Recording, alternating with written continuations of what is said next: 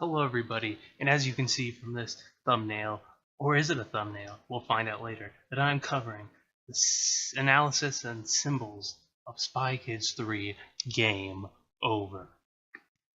So, the movie starts out with a mystery. So, Selena Gomez's character goes up to Junie Cortez and tries to figure out who turned off the water in the park. It's a very simple mystery, and Junie's a detective. So throughout this whole movie, Junie is trying to find out what's real and what isn't, and who's right and who's wrong. Even though he's only a detective in this scene, it kind of sets the field for what Junie's gonna have to do this whole movie when he's inside the world of Game Over. Let's see if I can... Okay, characters. I bet you didn't read it like that. I bet you just read that word right here is characters. This I did this on purpose because this kind of goes to the theme of the whole movie. So the theme is, if I believe I'm cool and you believe I'm cool, but I'm not cool, does it even matter? Because if everyone believes something is true, even though if that thing's false, is it really false? Because if everyone thinks it's true and there's no one who's gonna argue it, does that change its validity? So, as you can see, I have this thumbnail here of a top 10 most badass old guys in anime, and I believe this video is real. You probably believe it's real, but the spoiler alert, it's not real. So, for that second, did that video become real because we believed in it? That's the question that Spy Kids tries to go to at many times. An example is this badass old guy, because in the movie he gets legs and he's very strong, and he is not very strong in real life, because in real life he is in a wheelchair.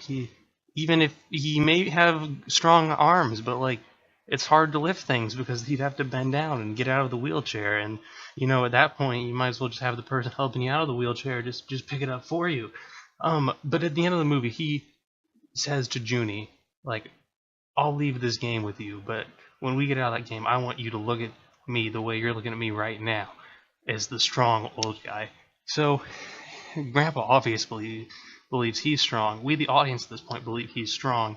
Junie believes he is strong, but in reality, he still is just the guy in the wheelchair. But does this make him strong? The fact that everybody involved in his life believes he's strong, does that trump the fact that he is weak? That is what we're trying to answer. So the sub-characters in this movie, the cool guy, the smart guy, you know who I'm talking about. Oh, by the way, spoiler alert, I should have said that earlier. But those guys, like, in the game, they are cool, they're smart, they're strong, they're intuitive. They have all these good traits that they're able to show their use inside the game. But in the end of the movie, Junie looks at them and he's like, you aren't cool, you aren't really smart, you aren't really strong. What was up with that inside the game? Were they truly lying though? Because if they were able to convince Junie in that split second that they were cool, they were smart, is that suddenly they weren't cool just because they weren't cool in real life? So were they always cool? Were they always not cool? Or did their coolness fade in and out with Junie believing in them? Is us believing in something what gives it that quality? That's what we're trying to answer. And it's also seen with the president, George Clooney's character. He is originally the president of the OSS. So he's the guy behind the scenes. He's the most powerful man in the world because of this job. But no one knows that. So he himself has to become president of the United States to get that verification from the people that he is the strongest man, most powerful man in the world. Even though he was already the most powerful man in the world, he believed it. The people didn't, because they didn't know it. So in his mind, he truly wasn't the strongest, because they didn't know that. So he had to become president to show them that he's the strongest, and by them believing in him being the strongest, he is truly the strongest. And the movie itself, visually, it's given us hints.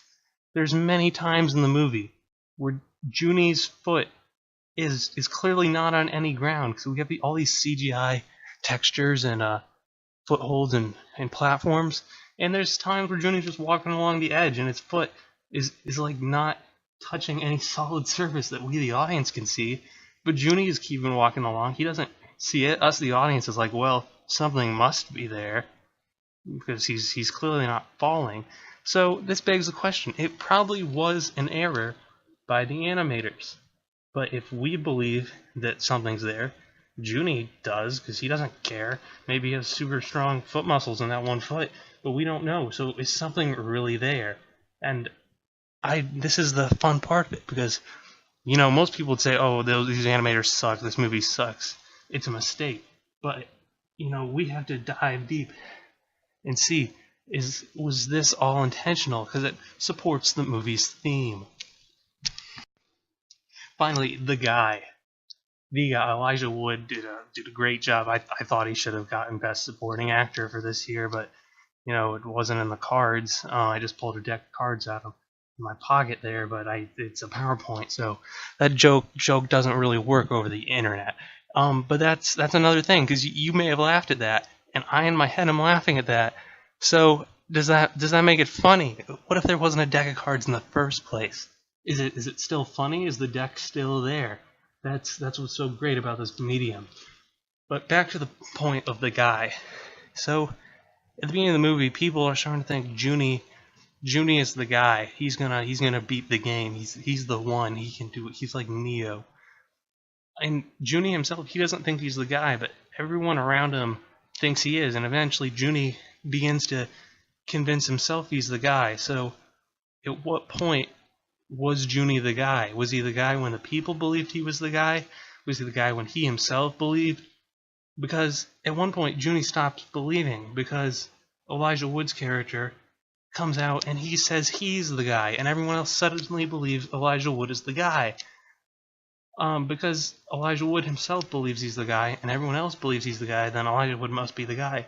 But Elijah Wood fails. He gets electrocuted, like Leo Lester electrocuted Donkey Kong in that anime. You know, he gets destroyed very quickly. He fails. So, and everyone goes back to stopping believing he was the guy. So, what is the guy? Was he ever the guy? That is the great question of this movie. Was Junie the guy the whole time? Because does Junie go back to being the guy once Elijah Wood stops? Now, a theory I have, Demetra, the deceiver, you know, there is supposedly a deceiver in this movie, but I think Elijah Wood's character was the deceiver. Don't tell Elijah Wood that, but, you know, I think he was the deceiver the whole time, because he said he was the guy, and he wasn't. He deceived them. In Demetra, she starts out as the deceiver. You know, they're like, oh, she deceived us, but then she deceives the programmer, Sylvester Stallone. Another great supporting actor, great villain. He played 4 characters. That's crazy. That's more than Adam Sandler ever played in a single movie. I mean, you know. But back to the point. Like Elijah Wood, he wasn't the guy. So was he truly the deceiver? Because he deceived us. And since Demetra was able to save Junie, does that make her the guy? Because no one believes she was the guy. The audience isn't thinking about it. So there we have it. Like, was anyone ever the guy? And what makes something it? Like, does someone else have to believe it? Do we have to believe it?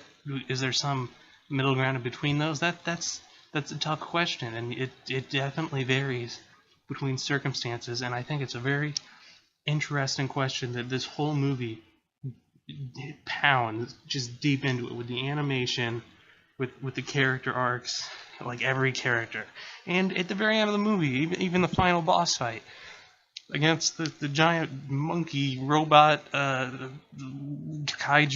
zoids. Remember those?